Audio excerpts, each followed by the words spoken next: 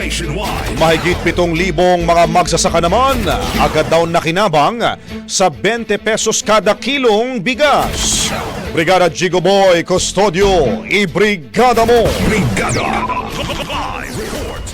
Mahigit 7,000 lokal na magsasaka na ang nakabili ng 20 pesos na kada kilo ng bigas sa ilalim ng Benteng Bigas Meron na program ng Department of Agriculture. Ayon kay Agriculture Spokesperson Asek Arnel de Mesa, patunay ang mataas na bilang ng benepisyaryo na maging ang mga magsasaka na tinaguri ang net consumers ng bigas ay nais din ng murang pagkain.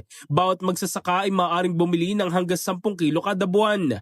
Umabot na sa halos 70 tonelada ng bigas ang naibenta sa mga magsasaka at farm workers. Bago pinalawak para sa mga magsasaka, una na nakinabang dito ang mga senior citizen, solo parent, PWD, 4-piece beneficiaries at minimum wage earners.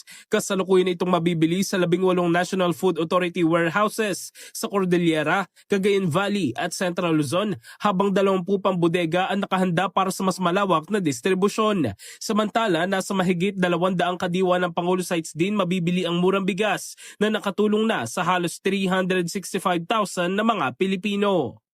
In the heart of changing lives, ako si Brigada Jigo Custodio ng 105.1 Brigada News of Manila, the Music and News Authority. Brigada Balita. Ang bahaging ito ay hatid sa atin ng Guard C Plus with Zinc Capsule. Always protektado ang kalusugan.